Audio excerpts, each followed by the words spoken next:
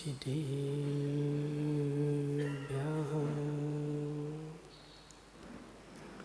ॐ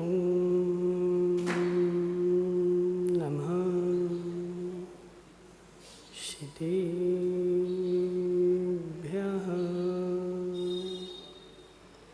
ॐ नमः सिद्धिभ्यः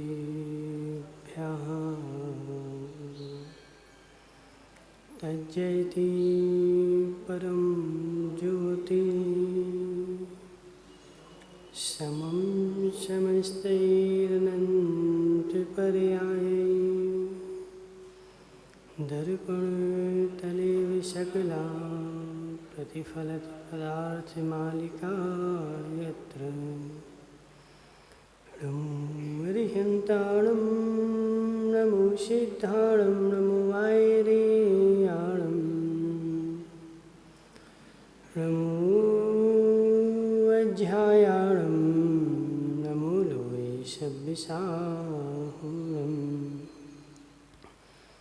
मंच परमेष्ठी भगवान को अनंतानंत सिद्ध परमेष्ठी भगवान को 1008 देवादेवांश पूज भगवान को 1008 देवादेश पारसनाथ भगवान के आचार्य भगवान अमृत चंद्र स्वामी के आचार्य भगवान विद्यासागर जी महाराज के आचार्य भगवान विशुद्ध सागर जी महाराज आचार्य भगवान विभव सागर जी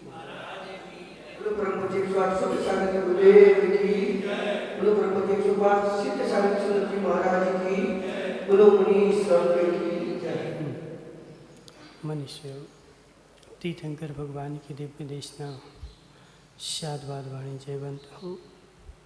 आचार्य भगवान अमृत चंद्र स्वामी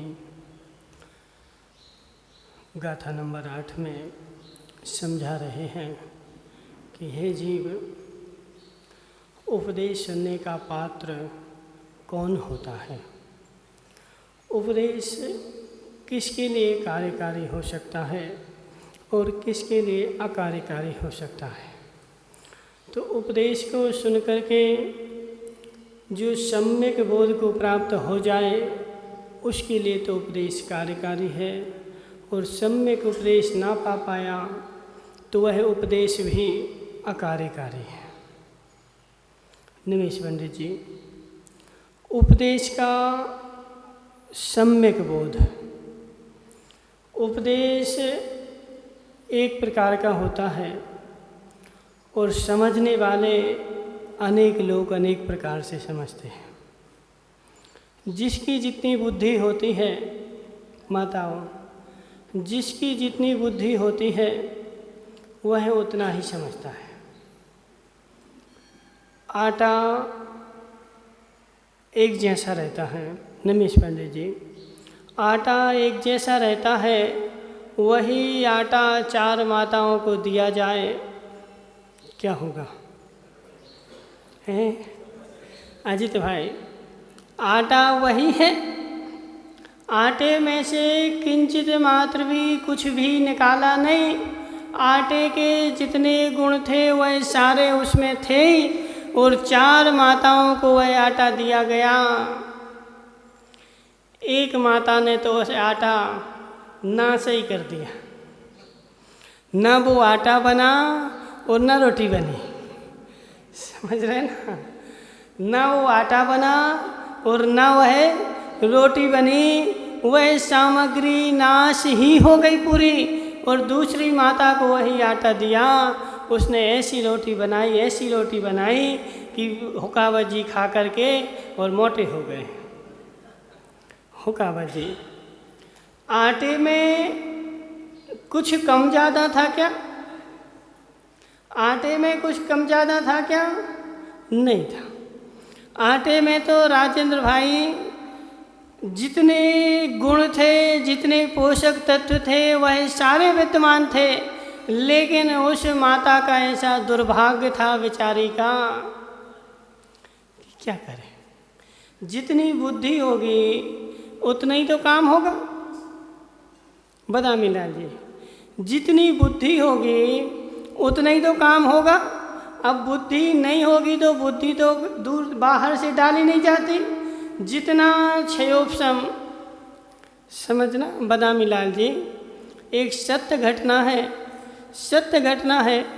एक व्यक्ति के यहाँ बहू आई, नई नई बहू आई, समझ रहे ना। आजकल जो शादी होती हैं कैसे होती हैं? अजित भाई, तुम देखने जाते कि नहीं जाते? क्या देखते हो? हैं? क्या देखते हैं? हाँ, समझ रहे ना। परिवार की मर्यादा क्या है, उसका चाल चलन क्या है, वह हमारा घर चला पाएगी कि चला देगी। समझ रहे ना, घर चला पाएगी कि घर को चला देगी। तो ऐसे अब आजकल तो क्या होने लगा कि चेहरा देख लिया। भानु प्रताप जी जाएंगे तो चेहरा देखेंगे, बोले चेहरा अच्छा है बस शादी पक्की है। तो चेहरा देख करके एक शादी हो गई, लेकिन उसकी बुद्धि जो थी, समझ रहे ना, बुद्धि उसकी छोटी सी थी। चेहरा देख करके शादी हो गई। पहली बार आई तो पहली बार कौन काम कराता है? समझ रहे ना। तो पहली बार तो कुछ भी काम नहीं कराया, पूरे नगर में हल्ला कर दिया, हमारी बहू बहुत अच्छी है, हमारी बहू बहुत अच्छी है। अच्छी बात है, बहुत अच्छी है ना हुकावत जी, समझो, हमारी बहू बहुत अच्छी है, बहू बहुत अच्छी है। बहू आ गई, पहली बार ससुराल चली, घर चली गई, और दूसरे बार जब ससुराल आई तो सासू ने बोले कि बेटी, बोले हम मंदिर जा रहे हैं, तुम एक काम करना, तुम मंदिर से जल्दी आकर के और रोटी बना लेना। बोले ठीक है माँ, रोटी बना लेंगे। वह बहू जल्दी जल्दी मंदिर गई और मंदिर से होकर के जल्दी आई और उसने रोटी बनाना शुरू कर दिया। बोले सासू माँ की आज्ञा है, माता आज्ञा तो पालन करनी पड़ेगी। उसने रोटी बनाई, रोटी बनाई, रोटी बनाई। अब सासू अपने मंदिर में बैठी है शांति से। बोले हम सुखी हो गए, हम सुखी हो गए। बोले जल्दी भागना पड़ता था घर को कि रोटी बनाना, रोटी बनाना। बहू आ गई, अब हम सुखी हो गए। अब बहू रोटी बना रही होगी, हम अपने जाएंगे सो खा लेंगे। सो घर पे जैसे ही गए, जैसे गई तो बहू तो आज्ञाकारी थी, रोटी बना रही थी, लेकिन उसने इतनी रोटी बना ली कि जितना डिब्बे में आटा था उस सब की रोटी बना ली।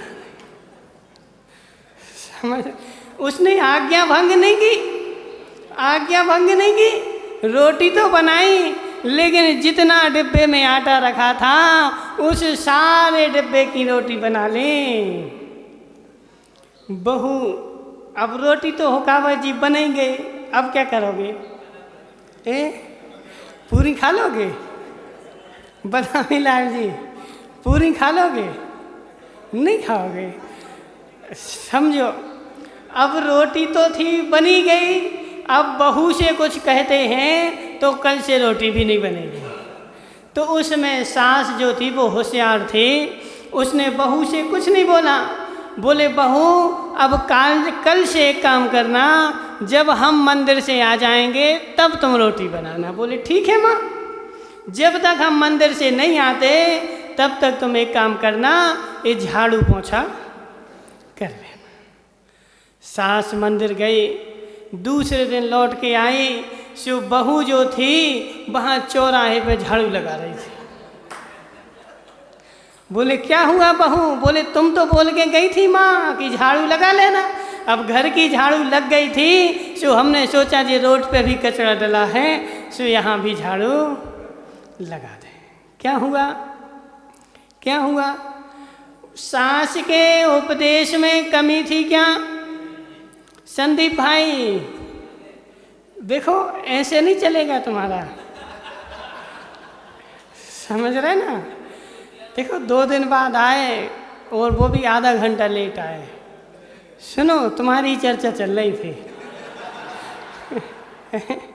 तुम्हारी चर्चा चल रही थी उस बहू से बोला कि झाड़ू लगा लो। सुबह दूसरे दिन पूरे रोड पर झाड़ू लगाने बैठ गई। अब अपनी सास ने माथा ठोका, इसकी बुद्धि कुछ कमज़ोर है, इसकी बुद्धि कुछ कमज़ोर है। यह काम तो करेगी, काम तो करेगी, लेकिन इसके साथ बैठना पड़ेगा।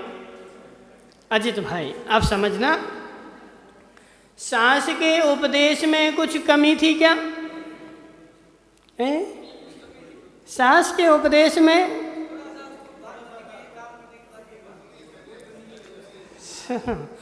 देखो अजित भाई, वह हमारी बुद्धि होती है। आप समझना, अब तुम घर पे गए, अब घर पे तुमने क्या बोला? बोले बहू चाय लेकर आओ। अब वह बहू चाय लेकर आओ, माता इतना ही बोला जाता कि और कुछ ही बोला जाता है? इतना ही बोला जाता ना, बहू चाय लेकर आओ, और बहू गुंड भर के चाय ले आए। समझ रहे ना हो का जी? तो बहू से ये तो नहीं बोला जाता कि एक कप चाय लाओ, चाय लेकर आओ। तो चाय लेकर आओ सो कप में ही लेके आएगी, अब वो हाथ में लेके आ जाएगी, ले सासू, ले ससुर जी चाय पी लो। तो उसकी बुद्धि कमज़ोर है ना।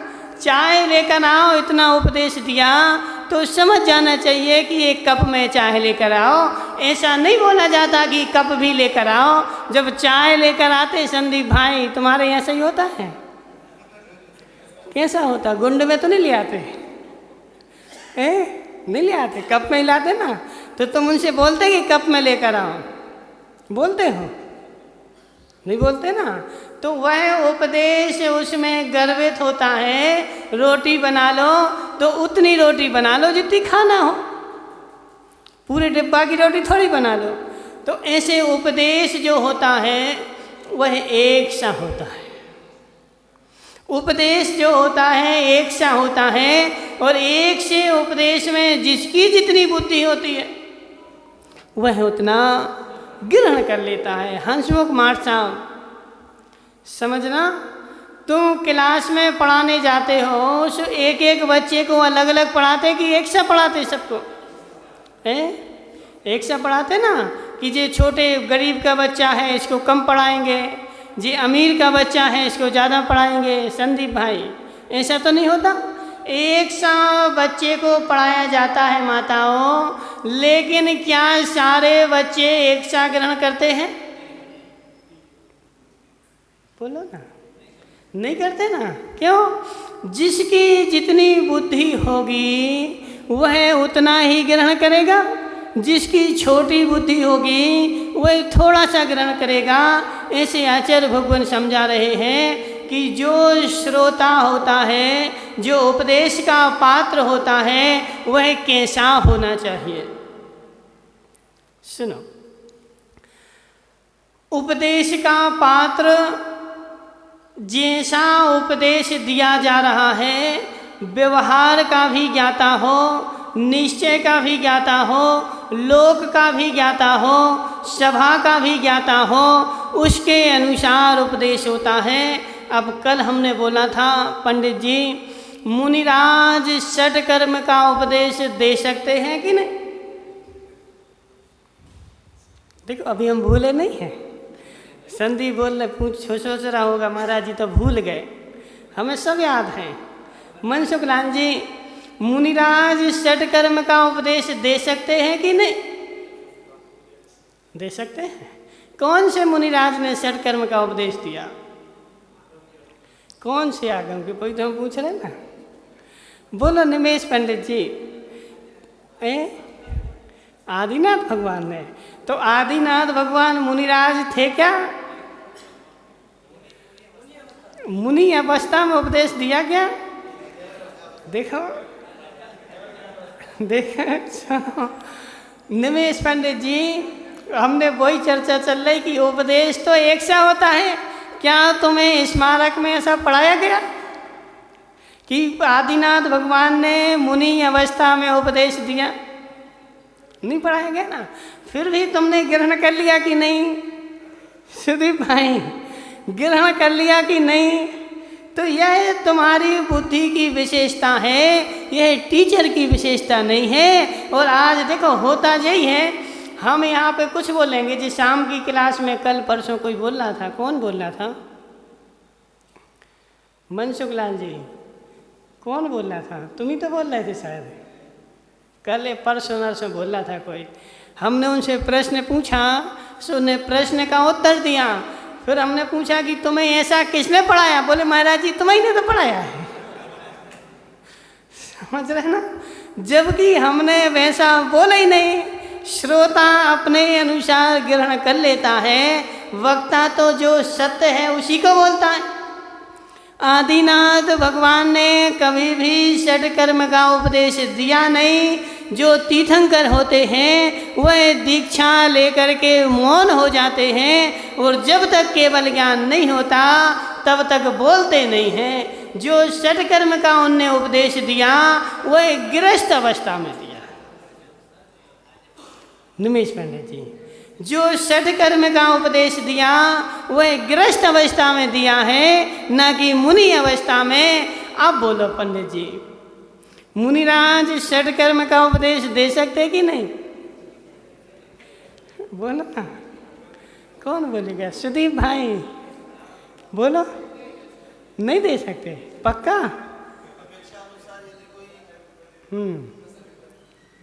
हाँ, और कौन बोलेगा? मनसुख लाल जी नहीं बताओगे? मनसुख लाल जी पारसौलिया बोलो। बोले इधर फंसे नहीं, तो वही तो कला है ना। स्यादवाद क्या कला है कि इधर से फंसे फिर भी हम बीच में से निकल जाएं? तो वही कला तो तुम्हारे लिए सिखा रहे। बदामी लाल जी नहीं बताओगे? दे सकते हैं। किसने दिया जी बताओ? सुनो, मुनिराज षटकर्म का उपदेश नहीं दे सकते, लेकिन फिर भी देते हैं। षटकर्म का उपदेश नहीं दे सकते, फिर भी देते हैं। सुनो, विधि रूप में षटकर्म का उपदेश नहीं दे सकते, निषेध रूप में षटकर्म का उपदेश देते हैं। हुकावत जी का पोता आया, महाराज जी हम बाजार की चॉकलेट खाते हैं, चिंगम भी खाते हैं, आलू प्याज के समोसा भी खाते हैं, हम सब कुछ खाते हैं बाजार का। अब महाराज क्या बोलेंगे?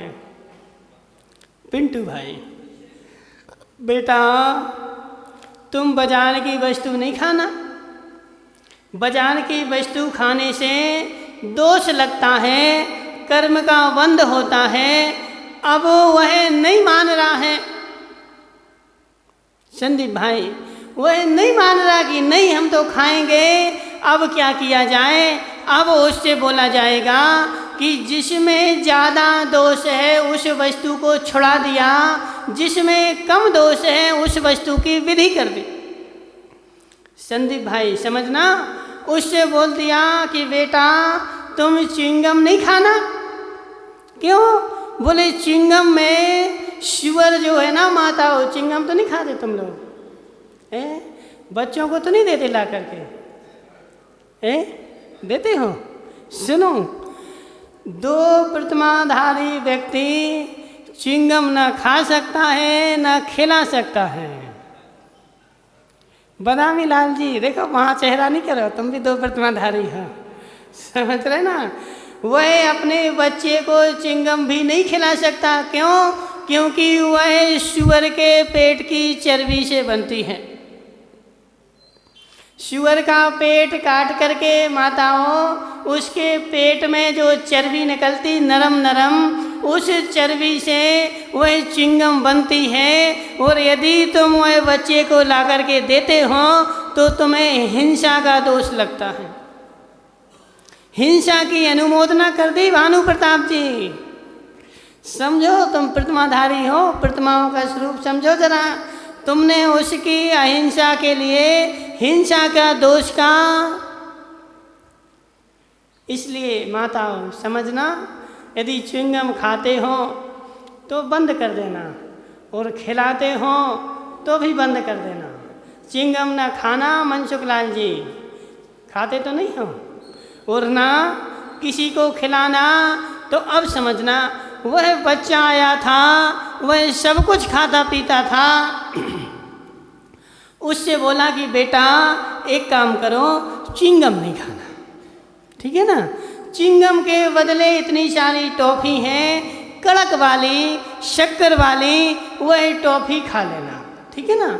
तो उसने च्युइंगम का त्याग कर दिया, और संदीप भाई सुन रहा था, सो उसने बाजार में जाके हल्ला कर दिया, बोले महाराज जी ने देखो उनको चॉकलेट खाने का बोल दिया। संदीप भाई, महाराज ने देखो चॉकलेट खाने का उपदेश दिया, उसको चॉकलेट खाने के लिए नियम दे दिया। हमने चॉकलेट खाने का नियम नहीं दिया संदीप, हमने चॉकलेट खाने का नियम नहीं दिया, हमने च्युइंगम नहीं खाने का नियम दिया है। हमने विधि नहीं की, निषेध किया है। ऐसे ही हुकावत जी, अब तुम अपने व्यापार के कार्य में हिंसा में लगे थे, ईंट के भट्टे बनाने में लगे थे, और अशुभ अशुभ काम में लगे थे। सो तुमसे बोला कि तुम एक काम करो, इन अशुभ कामों को छोड़ करके और शुभ कार्य करो। असी मसी कृषि विद्या वाणिज्य शिल्प आदिनाथ भगवान ने इन 6 विद्याओं का उपदेश दिया कि गृहस्थ को काम चलाने के लिए ये 6 काम करना चाहिए। इन 6 काम के अलावा वो हुकावत जी जाएं, बंदूकों की दुकान खोल लें। हुकावत जी बोले उसमें ज़्यादा पैसा आता है। मदिरा की दुकान खोल लें, उसमें ज़्यादा पैसा आता है। तो उस उपदेश, उस मदिरा का व्यापार छुड़ाने के लिए हमने इनको असी मसी कृषि का उपदेश दिया। विधि रूप में उपदेश नहीं है शिरीष भाई, विधि रूप में उपदेश नहीं दिया, हमने निषेध रूप में उपदेश दिया। वह बहु हिंसा का काम कर रहा था, तो बहु हिंसा के काम को छोड़ करके अल्प हिंसा के काम में आ गया। तो हमारा हिंसा करने का उपदेश नहीं है, हिंसा छुड़ाने का उपदेश दिया। मनसुखलाल जी समझ में आ रहा? बोलो ना, आ रहा ना समझ में? बहु हिंसा का जो व्यापार था उससे छुड़ा करके अल्प हिंसा में लगा दिया। तो जो हिंसा घटी ना, हमने उस हिंसा घटाने का उपदेश दिया, न कि हिंसा करने का उपदेश दिया। अब संदीप भाई सुन रहा था, सो संदीप ने इतना ही सुना कि महाराज जी ने हुकावत जी से बोल दिया कि तुम किराने की दुकान खोल लो। संदीप भाई इसलिए कभी भी आधा अधूरा नहीं सुनना, आधा अधूरा नहीं सुनना।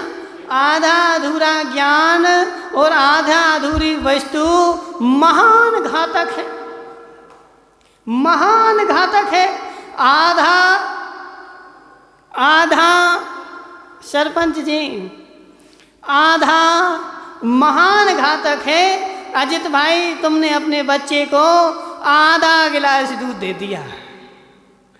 कितना दे दिया? आधा गिलास दूध दे दिया। अब वह घर में महाभारत कर देगा। और आधा नहीं देते, हुकावत जी आधा नहीं देते कुछ नहीं होता, या पूरा भर के दे देते कुछ नहीं होता। आधा दिया ना, तो आधा दिया, वह आधा जो है वो तुम्हें आधा कर देगा। इसलिए जिंदगी में कभी भी शिरीष भाई आधा ज्ञान नहीं करना, आधा ज्ञान नहीं करना, पूरा ज्ञान प्राप्त करना। संदीप भाई, 3 महिलाएं सुनी तुमने? नहीं सुना? 3 महिलाएं पनघट पर पानी भरने के लिए जा रही थी। 3 महिलाएं पनघट पर पानी भरने के लिए जा रही थी, और एक योगीश्वर वहाँ पर अपनी शिला पर बैठे हुए ध्यान कर रहे थे।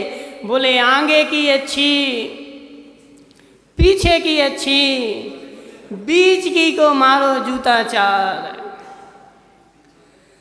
आगे की अच्छी पीछे की अच्छी, जो बीच की है ना वही खोटी है, उसको 4 जूते घलना चाहिए। वह तीनों पनहारन चली गई और उन्होंने जैसे ही उपदेश सुना, सो आगे की दासी थी, पीछे की दासी थी, और बीच की जो थी वह महारानी थी, वह राजा की रानी थी। वह बीच की चली जा रही थी। उसने जैसे ही अपने कानों में सुना, उसने अपना मटका अटका वहाँ फेंका और घर में जा कर के, और कहाँ, कोप भवन में। पहले कोप भवन होते थे। मनसुखलाल जी, तुम्हारे घर में है कि नहीं है? आज नहीं है कोप भवन। देखो, कोप भवन होते थे। अब बोले रानियों की, महाराजाओं की इतनी सारी रानियां हैं, अब इतनी सारी रानियों को अब किस किस को देखेंगे कि कौन मनी हुई है, कौन रूठी हुई है। तो एक कोप भवन लक्ष्य बना देते थे। सो जो रानी रूठ जाए, सो राजा रोज जाता था, उसका मनाने का काम बेचारे का। क्या करें संदीप भाई, क्या करें? अब बेचारा फंस गया ना, फंस गया तो मनाना पड़ेगा। सो वह कोप भवन एक बना देते थे कि जो रानी रूठ गई होगी वह शाम को हमें कहाँ मिलेगी?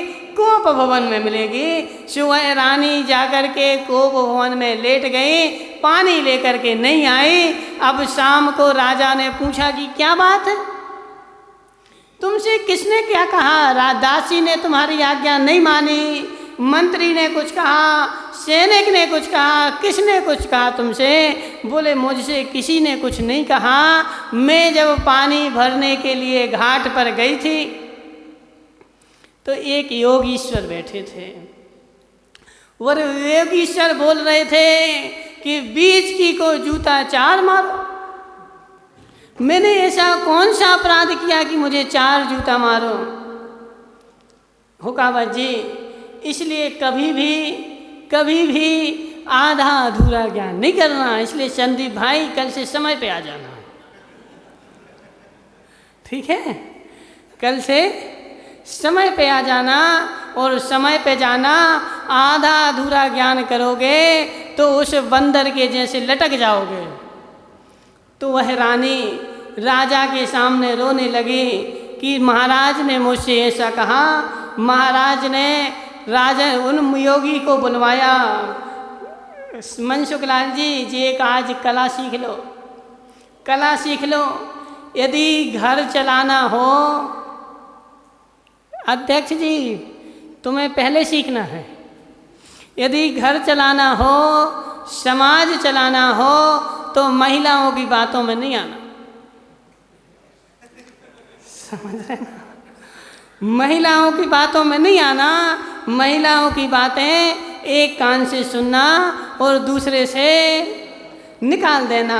महिलाओं की आचार्य भगवान नीति शतक में सोमदेव सूरी ने लिखा है, निमेश पंडित जी, कि जिस घर की मुखिया नारी होगी उस घर का नाश हो जाएगा।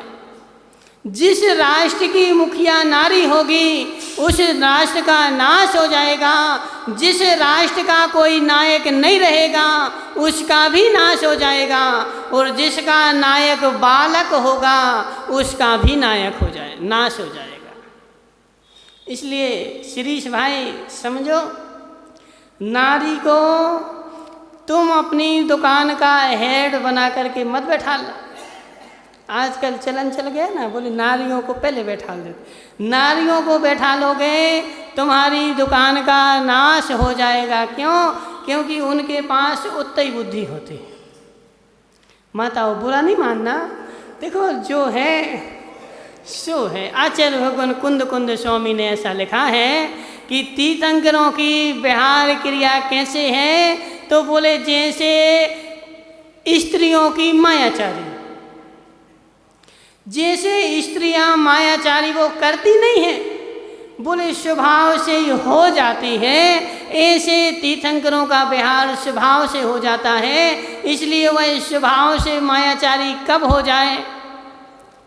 अजित भाई, हम भी हाल लेने जाते हैं तो बड़े संभल के, देखो माताओं की गलती नहीं है, माताएं तो अच्छे ही सोचती हैं, बोले महाराज जी के लिए एक रोटी और चल जाए, इतनी बादाम और चल जाए, वो महाराज जी मोटे हो जाएंगे। माताओं जबरदस्ती करोगे सो मोटे नहीं होंगे, बीमार और हो जाएंगे।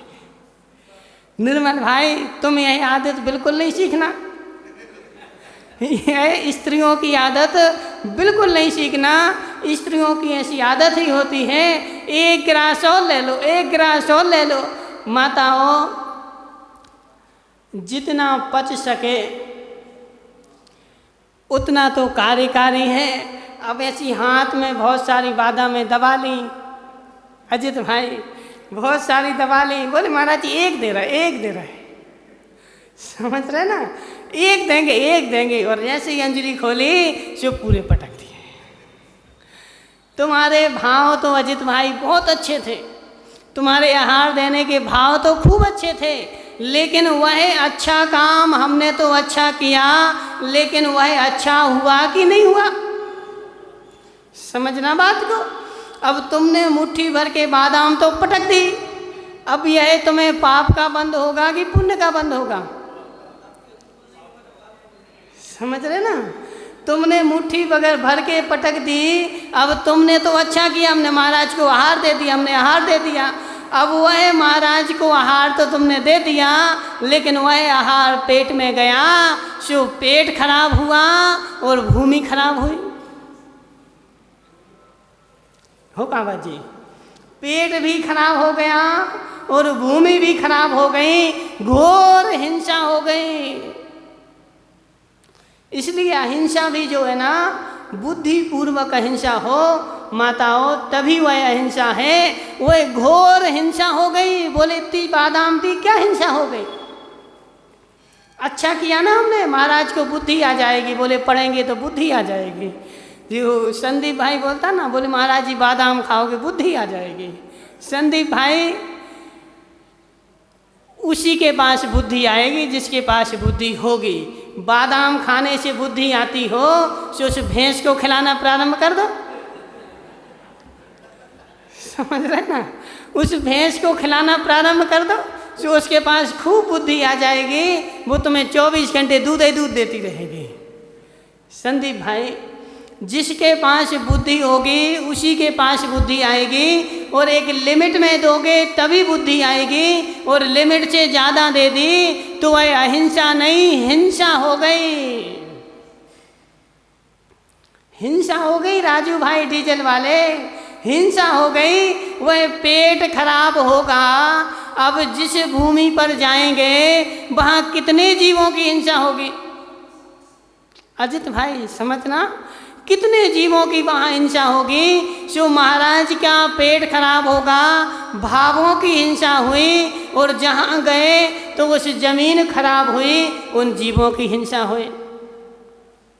इसलिए विवेक जो है बहुत आवश्यक है। विवेक जो है, आचार्य विराग सागर महाराज जी, जब विशुद्ध सागर और विराग सागर का मिलन हुआ तो विराग सागर महाराज जी बोले विशुद्ध सागर, बोले 2 महीने हो गए सर्दी नहीं मिट रही, सर्दी ठीक नहीं हो रही, 2 महीने हो गए। आचार्य जी बोले तुम्हारे आहार कराने कौन जाता महाराज जी, बोले दीदियाँ जाती हैं। तो आचार्य जी बोले 3 काल में ठीक नहीं होंगे, समझ रहे ना, तुम दीदियों के अनुसार आहार लोगे, और क्या क्या चलता तुम्हें, बोले अनार का जूस चलता है, बोले अनार का जूस चलता ना, अब 3 काल में ठीक नहीं होने वाली, वह दीदियाँ धीरे से दे देती हैं, आचार्य जी थोड़ा सा ले लो, थोड़ा सा ले लो, और तुम जूस पी करके आ जाते हो, अब ठीक नहीं होने वाले। यदि तुम्हें ठीक होना है तो कल से तुम्हें उनकी बातों में नहीं आना पड़ेगा। अजित भाई उनकी बातों में आओगे तो 3 काल में ठीक नहीं होगे। इसलिए समझो डेबड़िया जी, देखो निमेश पंडित जी तुम्हारे ससुर जी आ गए हैं, ठीक है, देख लो, समझो। तो जिस घर में नारियों की चलती होगी वह घर चल नहीं सकता, वह घर चल नहीं सकता। उस राजा ने भी नारी की सुन करके और सुबह सभा में बुला लिया किसको? उन महाराज को कि महाराज तुमने मेरी रानी को गालियां कब दी? बोले तुम्हारी नारी कौन है, बुलवाओ तो सामने।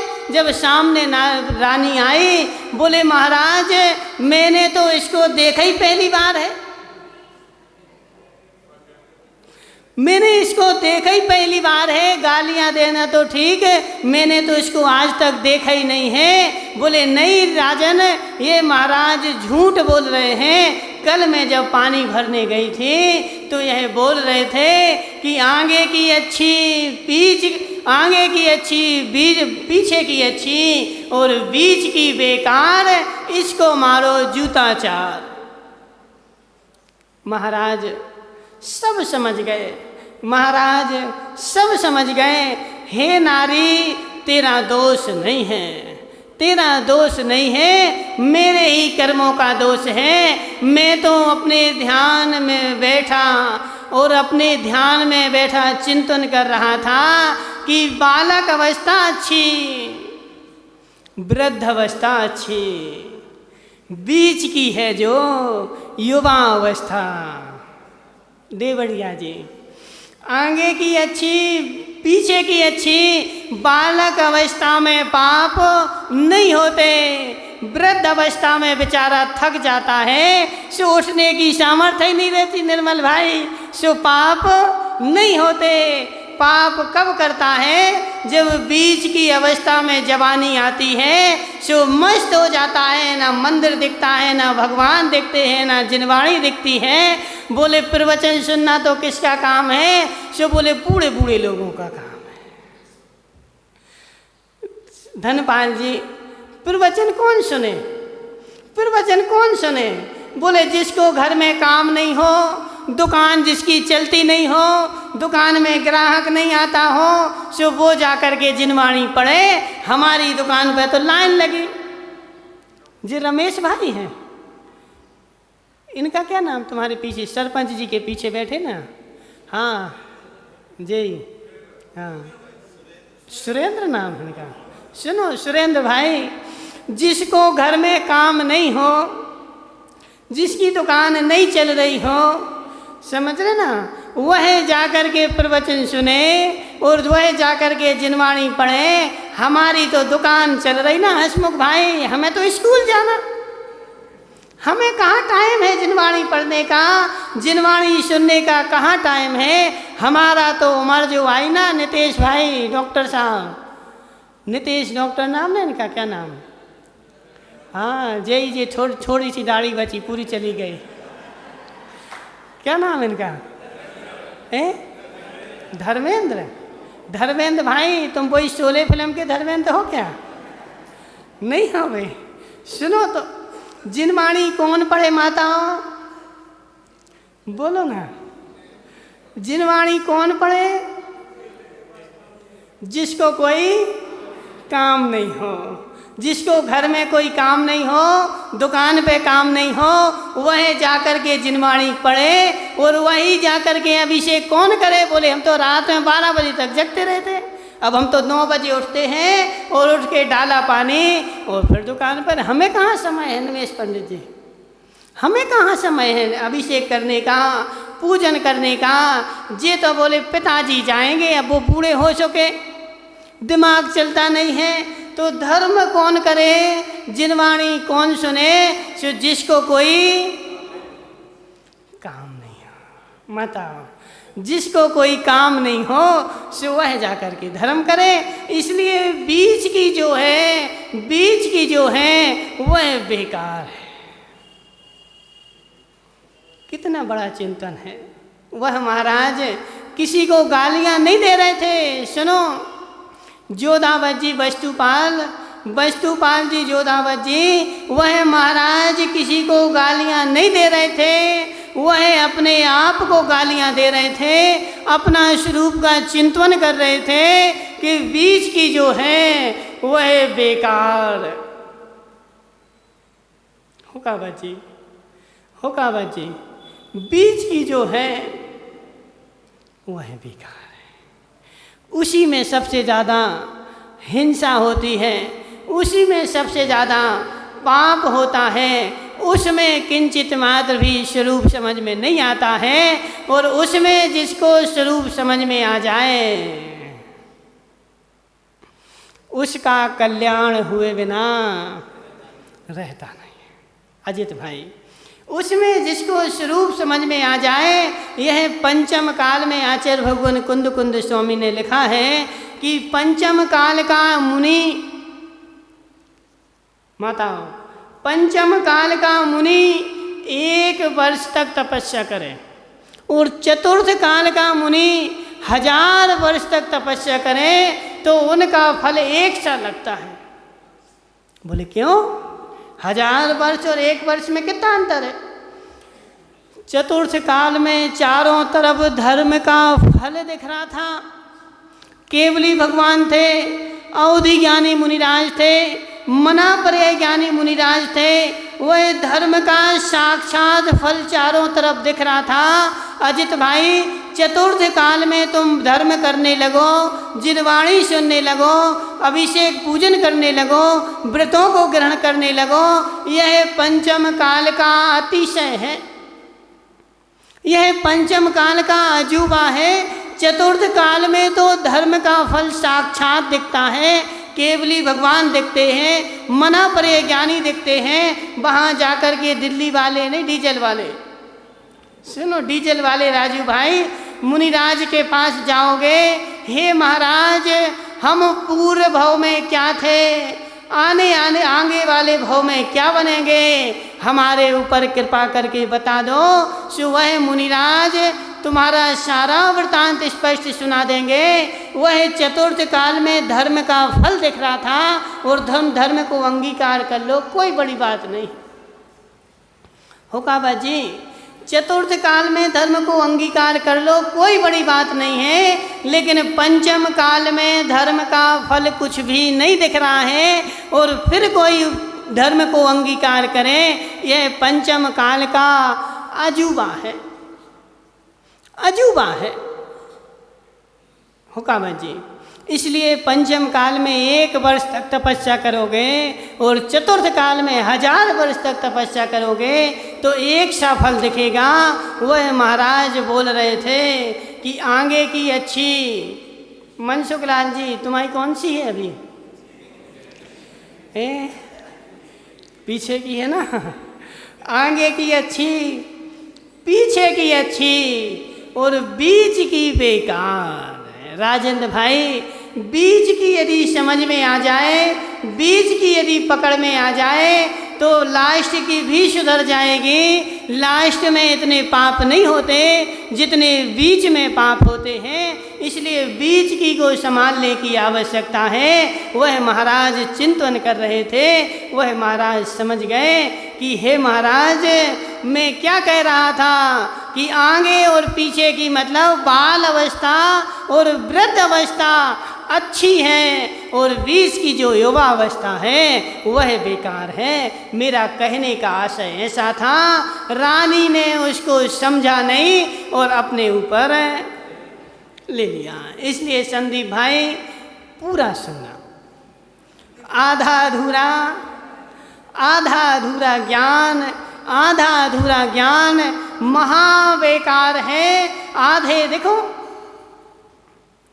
एक कहावत बोलते छुल्लक जी, तुमने कभी सुनी हो तो, बोले अध जल गगरी झलकत जाए, भरी गगरिया चुपके जाए। अध जल गगरी झलकत जाए और भरी गगरिया चुपके जाए। मनसुख लाल जी, भर के गगरिया सिर पर रख कर लाओगे, वो ऐसे चली जाएगी, ऐसे चली जाएगी कि कोई को पता नहीं चलेगा भरी है कि खाली है। और भरी गगरिया मिल जाए तो मंगल हो जाता है, और यदि आधी गगरिया मिल जाए तो, आधी गगरिया मिल जाए तो सबको पता चलता है कि इसमें पानी है। वो ऐसे छलकेगी, ऐसे झलकेगी कि नीचे भी गिराएगी और आवाज़ भी करेगी और सारे मोहल्ला को बता देगी कि हम पानी लेकर के जा रहे हैं। ऐसे संदीप भाई जिसके पास पूर्ण ज्ञान होगा, जिसके पास पूर्ण ज्ञान होगा वह किसी से कुछ नहीं कहता। केवली भगवान, केवली भगवान पूर्ण ज्ञान के धारी, केवल ज्ञान के धारी, वह किसी का कल्याण नहीं करना चाहते। वस्तुपाल जी जोधावत, समझना बहुत गहरा तत्व है। केवली भगवान पूर्ण ज्ञान के धारी, वो कभी किसी का कल्याण नहीं करते और किसी के कल्याण करने की इच्छा नहीं करते। जिसके पास कुछ भी ज्ञान नहीं, बेचारा मूर्ख है, बुद्धि नहीं है, वह किसी का कल्याण नहीं करता और करने की इच्छा नहीं करता। लेकिन जिसके पास थोड़ा सा ज्ञान है, राजेंद्र भाई, जिसके पास थोड़ा सा ज्ञान है वह चुप नहीं बैठ सकता। शाम को प्रश्न पूछते ना माताओं, समझना, शाम को जब प्रश्न पूछते हैं सो किसी बच्चे को यदि पता हो, वो कितना शांति से बैठता है, कितना शांति से बैठता, बोलो ना। जिस बच्चे को पता है उसको उतना ही पता है, इसलिए वह खड़ा हो जाता, बोले महाराज जी हमें पता है, हमें पता है, हमसे पूछ लो। उसको उतना ही पता है और इनको बदामी लाल जी को भी पता है, लेकिन वो बैठे रहते। क्या हुआ, क्या हुआ? आधा ज्ञान, आधा ज्ञान महादुखदायी, आधा ज्ञान महादुखदायी। जिसने तत्व के सम्यक स्वरूप को जान लिया है, निमेश पंडित जी, जिसने तत्व के सम्यक स्वरूप को जान लिया है, सम्यक बोध को जान लिया है, वह किसी के कल्याण करने के लिए अपने संकल्प विकल्प नहीं करता है। अजित भाई ऐसे सोच रहे, बोले महाराज जी क्या करें अब, क्या करें? बोले चतुर्मास करवाया है, सुनना तो पड़ेगा ही, समझ रहे ना? समझ रहे ना? देखो सुनना तो पड़ेगा ही। वस्तु का स्वरूप ऐसे ही है, वस्तु का स्वरूप ऐसे ही है। जो सम्यक ज्ञान का धारी होगा वो शांत होगा। जिसको सम्यक बोध हो जाएगा वह शांत होगा, और जिसको सम्यक बोध नहीं होगा वो डंडा लेकर के संदीप भाई के पीछे पीछे दौड़ेगा। संदीप तुम ये त्याग करो, अभी अब भी करना पड़ेगा, आज ही करो, कल नहीं, आज ही करो। तो जिसको यथार्थ बोध नहीं होगा, संदीप भाई हम तुम्हारे पीछे डंडा लेकर के भागेंगे, हमारी विशुद्धि का क्या होगा? हमारी विशुद्धि का क्या होगा? धनपाल जी, डंडा लेकर के किसी के पीछे नहीं भागना पड़ता है। उस बेचारे को तत्व का बोध करा दो, स्वरूप बता दो, वस्तु का स्वरूप ऐसा है, अब तुम्हें जो करना हो। निमेश पंडित जी, वस्तु का स्वरूप ऐसा है, अब तुम्हें जो करना हो सो करो। वस्तु का स्वरूप बता दिया, हम निश्चिंत हो गए। अब सब बताएं माताओं, वस्तु का स्वरूप बता दें, बता दें। एक आलू में कितने जीव रहते पता है? असंख्यात। अजित भाई तुम अध्यक्ष हो, अध्यक्ष हो।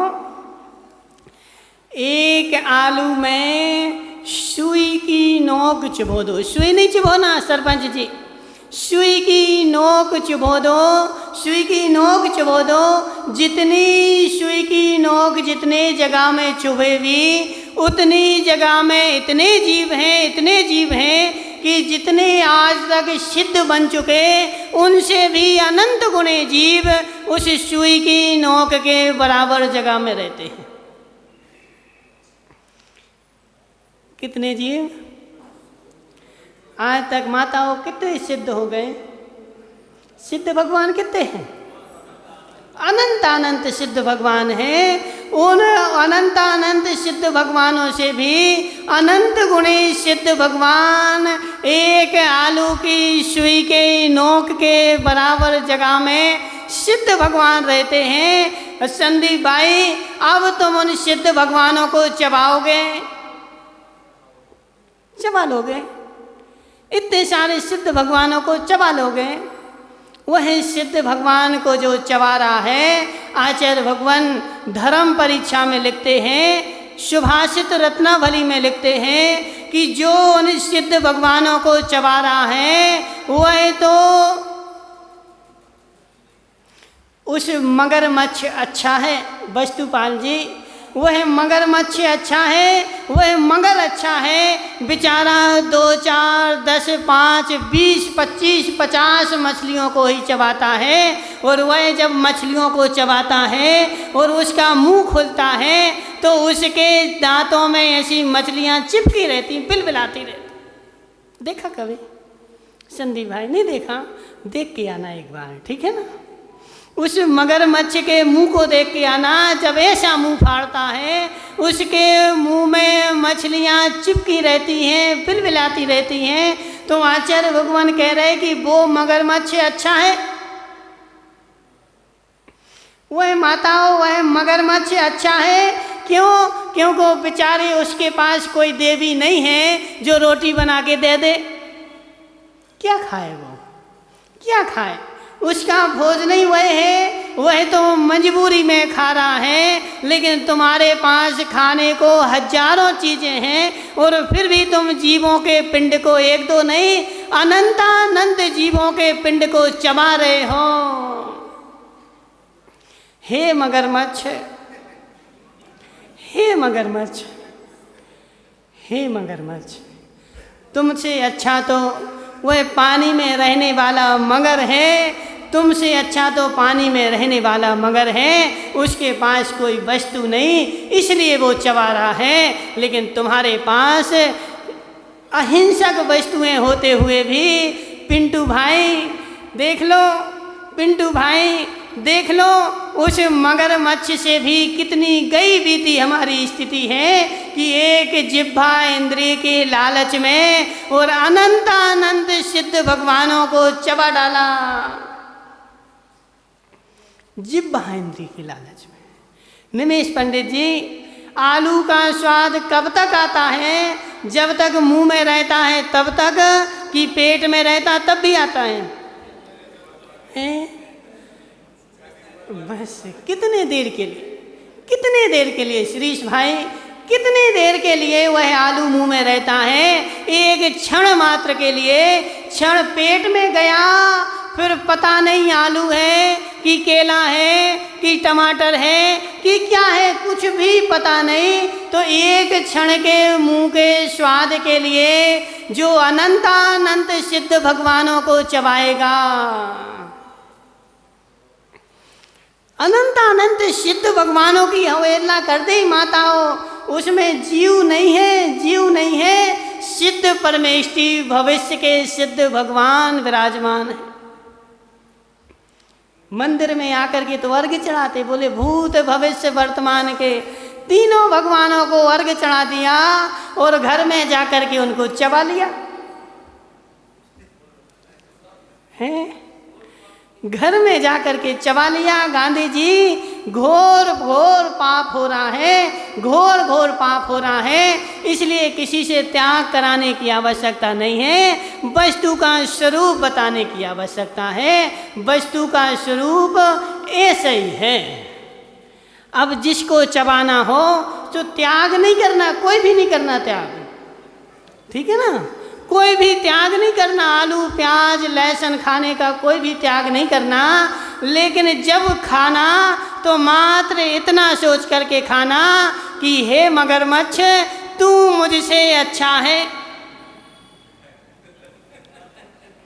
ठीक है ना।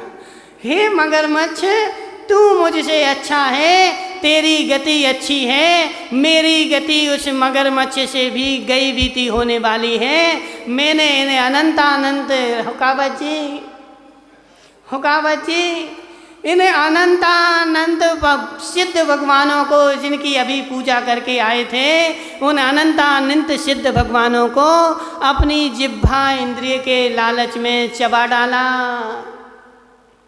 माताओं, चबा डाला। अब जिसके पास थोड़ा बहुत भी पानी होगा,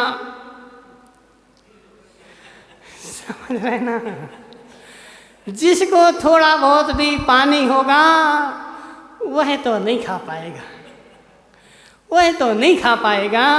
और जिसका पानी सूख गया होगा, जिसकी गति दुर्गति हो गई होगी, देखो अनजाने में खाओ तो कोई पाप नहीं है, अनजाने में खाओ तो कोई पाप नहीं है। और जो बेचारा जिसकी गति नरक की बंध चुकी होगी, नरक की आयु का बंद कर लिया होगा, अब बेचारा जानबूझ करके भी उन अनंत सिद्ध भगवानों को अपने मुंह में रखेगा।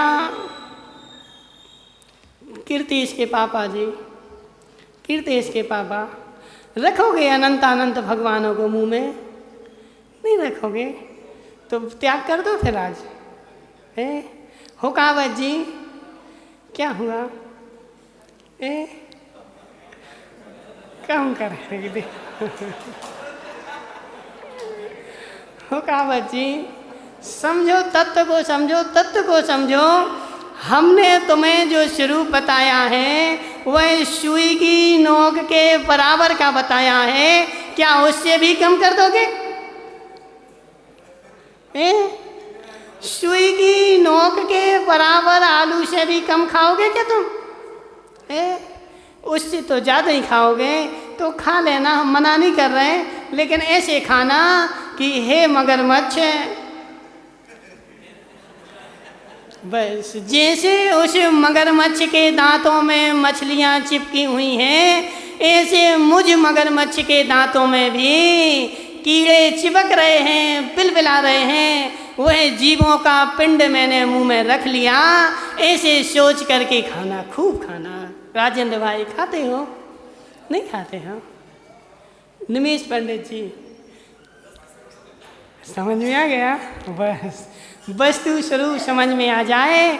राजू भाई डीजल वाले, वस्तु स्वरूप समझ में आ जाए। अब थोड़ी सी और बची,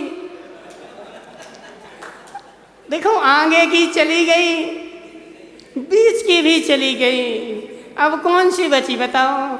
वह जाने वाली पूंछ बची है। बोले हाथी तो था, निकल गया, अब पूंछ बची है। उस पूंछ को कब तक पकड़े लटके रहोगे? उस पूंछ के ऊपर पकड़ के कब तक लटके रहोगे श्रीश भाई? छोड़ दो उस पूंछ को।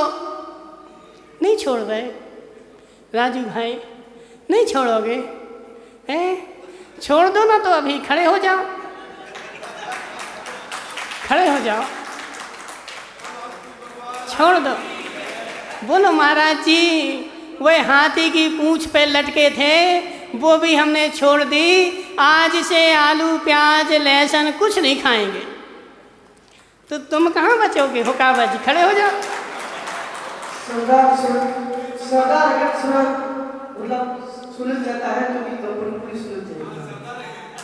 ठीक है ना? हाँ बोलो हुकावत जी, तुम भी बोल दो। आलू प्याज लहसुन गाजर सब का त्याग करो, त्याग जल्दी से, आज से आजीवन के लिए, जब तक इस पर्याय में रहेंगे। हाँ कायसर करो, 9 बार नमोकार मंत्र पढ़ लो। और तुम्हारे वो कहाँ गए? मानमल जी नहीं आए, बैठे हैं क्या? कहाँ हैं?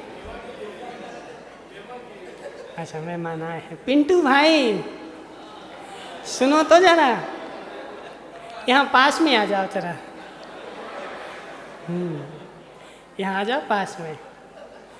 हम तुमसे ये पूछ रहे, तुम्हें त्याग नहीं करवा रहे, ये पूछ रहे कि इतने सारे अनंत जीवों को चबा लोगे तुम? अनंत जीवों को मुंह में रख करके और चबा सकते हो? नहीं चबा सकते, तो चबाओगे? कोशिश किसकी करोगे, चबाने की कि नहीं चबाने की? चबाने की कि नहीं चबाने की? देखो इतनी सारी चीज़ें हैं अपने पास, इतनी सारी चीज़ें हैं। केला की सब्जी खाओ ना, और तुम त्याग कर दोगे, तुम्हारा पूरा घर त्याग कर देगा। केले की बनाओ, टमाटर बनाओ, दाल खाओ। अब बस तो फिर से वो संदीप भाई, हम खाने का उपदेश नहीं दे रहे, ठीक है ना? हम खाने का उपदेश नहीं दे रहे, नहीं खाने का उपदेश दे रहे हैं। देखो राजू भाई की जिंदगी संभल गई, कम से कम देखो राजू भाई जी, बादामी लाल जी क्या बोल रहे हैं, तुम 25 की कमेटी में हो कि नहीं हो? और कौन कौन है 25 की कमेटी में? ये भी हैं, ये भी हैं। अच्छा, मोहनलाल जी भी हैं। हाँ, अब वे लोग खड़े हो जाओ जो 25 की कमेटी में हो और आलू प्याज खाते हैं, ठीक है ना? पदम भाई, पदम भाई, तुम 25 में हो? ये भी हैं, नहीं हो 25 में? आलू प्याज खाते हो? नहीं खाते तो बैठ जाओ। पदम भाई, तुम यहाँ पास में तो आ जाओ थोड़े से। देखो हम बोल रहे, कुछ नहीं बोल रहे। देखो पदम भाई, तुम्हारे पिताजी ने भी कितनी उम्मीदों से तुम्हारा नाम पदम रखा है कि छठवें तीर्थंकर का नाम पदम था, तो हमारा बेटा भी पदम बन जाएगा। पदम का मतलब क्या होता जानते हो? पदम भाई सब देखो, हमारी सुनो, उनकी नहीं सुनो। पदम का मतलब क्या होता है? भगवान, छठवें भगवान। और पद्म मतलब कमल, पद्म मतलब राम, राम का भी मतलब पद्म होता है।